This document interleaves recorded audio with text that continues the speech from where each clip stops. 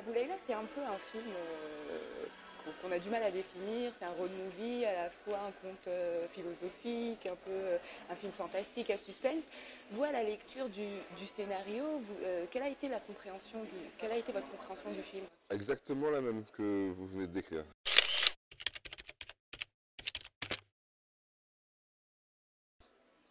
Qu'est-ce que je viens de lire? Alors attends. Est-ce que c'est un film sur... c'est un film de science-fiction, enfin science-fiction non, mais c'est un film gore, fantastique. Je sentais... Alors moi j'ai lu une version qui était en work in progress, une année avant qu'on tourne, parce que Amine m'avait fait au départ lire le scénario, bah voilà, parce quand on a parlé d'éventuellement faire ça ensemble, donc j'ai tout de suite senti le potentiel du film, l'univers. Je connaissais le travail d'Amine, de ses courts-métrages. Donc je savais déjà qu'il avait c'était quelqu'un qui faisait du cinéma, qui avait un point de vue très fort, qui était assumé, qui était porté. Donc en lisant le scénario, j'ai été saisi d'abord par l'ambiance, par certaines constructions du scénario. Mais moi j'aime bien ça finalement. Je suis assez, tout d'un coup quand j'ai plus mes repères mais qu'en même temps je suis tenu, en général je me dis oh intéressant, il faut voilà j'ai tout de suite senti que j'avais envie de voilà, j'avais envie de continuer à discuter avec lui et de participer à ce film. C'est aussi parce que c'est aussi quelqu'un parce que je l'ai rencontré, que quand on est en présence d'amis, on sent tout de suite il y a une réflexion, qu'il y a il y a une âme qui porte quelque chose à dire. Voilà, donc ne sachant pas très bien où on allait aller, comment on allait y aller, je savais que j'avais envie d'y aller. Voilà. Et justement, vous jouez un personnage d'une période que vous n'avez pas vécue. Enfin, c'est plutôt la génération d'avant. Euh, Ça me touche beaucoup, je ne sais pas quel âge vous me donnez, mais ça me touche beaucoup. Mais en tout cas, vous jouez votre génération d'avant, en tout cas le personnage de l'autre fille, à votre âge aujourd'hui, mais dans les années 90. Absolument. Donc, c'est ça que je voulais Ah dire, oui, pardon. d'accord, ok. Et donc, est-ce que vous avez puisé dans les souvenirs comment vous avez préparé ce personnage de votre fille? Alors, j'ai pas puisé dans les souvenirs, parce que moi, dans les années 90, je n'étais pas en Algérie. Je fais partie des gens qui, pour des raisons X et Y, se retrouvent à l'étranger, notamment en France pour moi. Mais même quand on était à l'étranger, c'est une période qu'on a vécue, qu'on vit d'ailleurs, mais qu'on vit parce que on vit au rythme des annonces, des attentats, les annonces des assassinats, les annonces des... Chaque fois qu'on allume la radio, on a peur. Enfin bon, donc, mais j'ai pas vécu la violence directe. Voilà, j'ai pas. Donc, quand j'ai commencé à travailler sur le personnage, d'abord il y a une chose qui m'a semblé évidente, c'était que euh, il allait falloir que, au moment du tournage, je sois complètement présent, que je sois là. Et ça, je me suis très vite dit, bon, ça se prépare pas, quoi. Ça, faut juste, c'est une concentration en fait. Parce que il y a beaucoup de choses en voiture, il y a beaucoup de choses silencieuses, il y a beaucoup de choses qui sont habitées par le silence, par le désert. Et que donc, il fallait, grosso modo, on était trois personnages, quoi. Il y avait S, l'autre fille, S qui est joué par Slimane Benouari, l'autre fille, et le désert. Et que donc, il allait falloir trouver un équilibre entre les trois. Donc, c'est surtout là-dessus que j'ai... Mais on ne peut pas vraiment dire que c'est de la préparation du travail, c'est de la pensée, c'est une espèce de conscience de ça. Ensuite, on a eu 3 jours de travail avec Amine et Slimane à la table, à Alger. Ça devait être 3 semaines, un mois avant qu'on commence le tournage.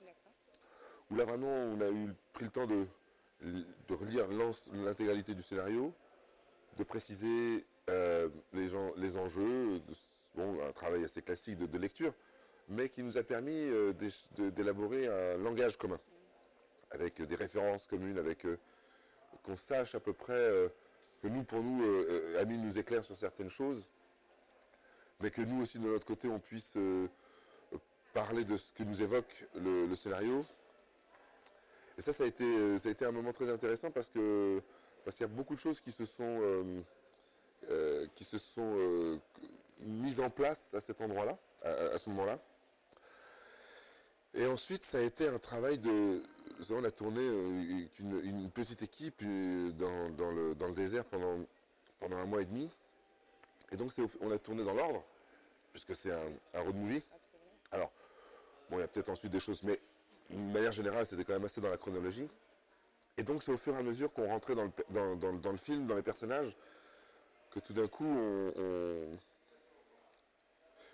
Il y a une chose que j'ai faite aussi sur laquelle je n'ai rien lâché, c'est le costume. Je sais que j'ai beaucoup insisté, plus que d'habitude, sur le costume. Parce que d'abord, il n'y en a qu'un.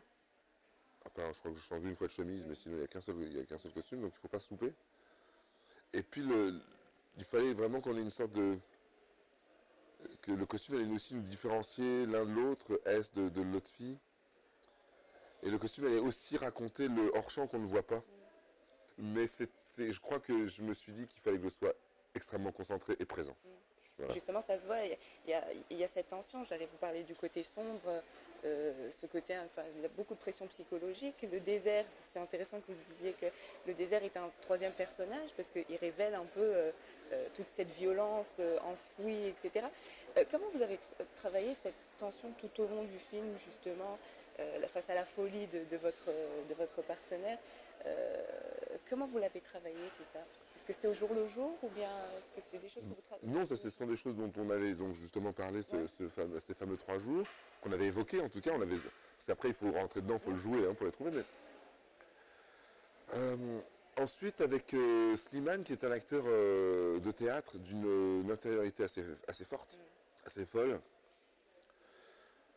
Finalement, il avait une telle... moi là-dessus, c'est quelque chose qu'on a construit à deux. Slimane a porté cette intériorité, lui il parle encore moins que moi.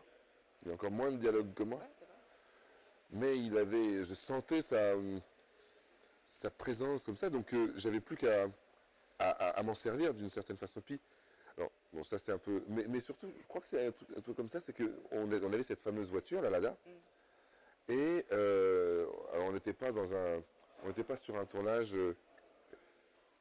comment dire, avec une équipe qui est au petit soin avec ses acteurs, n'est-ce pas? Et moi, c'est moi qui conduisais la voiture pour aller sur le plateau, pour revenir du plateau, c'était ma voiture. Voilà, c'était ma voiture, c'était notre voiture avec Slimane. Donc, pour aller sur le plateau, Slimane et moi seuls le matin, on était tous les deux dans la voiture et on rentrait tous les deux. Et je pense que ce sont des moments qui ont aussi... alors là, pour le coup, on ne s'est pas dit, peut-être qu'on se faisait comme ça des italiennes, mais c'était technique, ça. Mais je crois que ces moments-là qu'on a passés, dans cette voiture le matin, je suis sûr qu'ils ont beaucoup nourri notre relation et par là même, sans doute, la tension dans laquelle... Parce que la tension, c'était les situations qui les voulaient. Donc, une fois qu'on est d'accord, avant de se mettre à travailler... Bah, avec Amine, on parlait assez peu de ces choses-là. D'abord, on en avait déjà parlé avant. Et puis, je crois que Slimane et moi avions la capacité de lire les situations, de comprendre les situations assez instinctivement. Donc ensuite, Amine replaçait certaines choses par moment, bien sûr. Mais il n'est jamais vraiment intervenu de manière... Enfin, faudrait lui demander, mais moi, dans mon souvenir, à part certaines scènes... on n'a pas discuté 20 ans. On se lançait et il recalait. Alors c'est quelqu'un de très exigeant, aussi bien avec son image qu'avec sa mise en scène, qu'avec ses acteurs. Il a même un talent assez agaçant au bout d'un moment.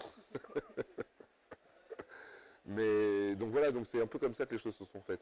Les choses se sont faites de manière très, très naturelle. Hier, il y a quelqu'un qui m'a posé la question de savoir si on n'était pas devenu fou sur le plateau. Pas du tout. Pas du tout. Vraiment pas du tout. À aucun moment. Et dernière question, justement, sur la question de l'Algérie, parce que même dans vos films, l'Algérie est très présente, vous êtes franco-algérien. Absolument. Tout ce qui se passe en Algérie en ce moment, cette belle révolution qui se passe, même de loin, vous devez la vivre ou la ressentir. Est-ce que ça vous nourrit déjà dans votre écriture ou est-ce que ça vous nourrit en tant qu'acteur Oui, alors bon, le Hirak en ce moment, bien évidemment, c'est une...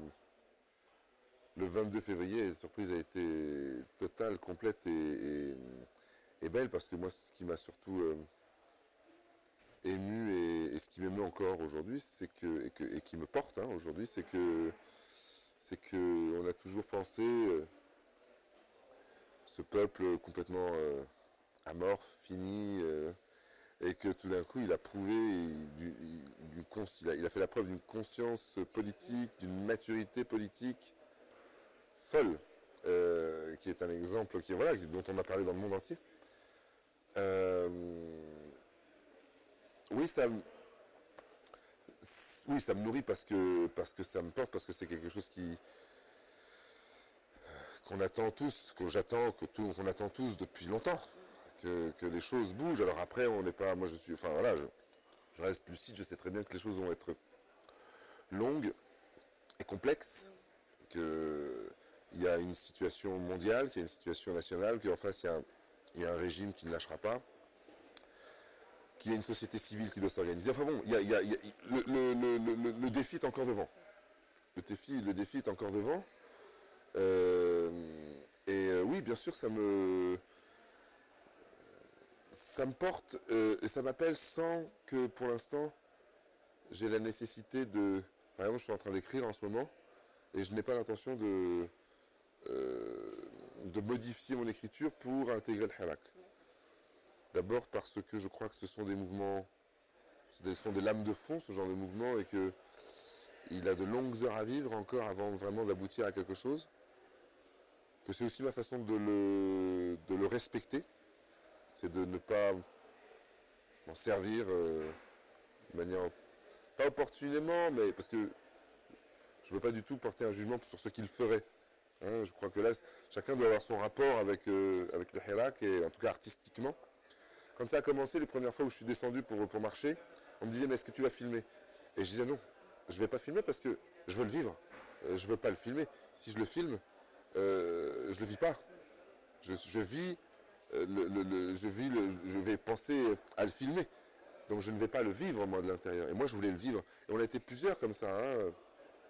Hassan Farhani là, qui va venir présenter son film ici, c'est pareil, on s'en était parlé. Hassan m'a dit pareil, on était d'accord. Aucune intention. Et lui, il est documentariste, il aurait 4 fois plus de légitimité que moi.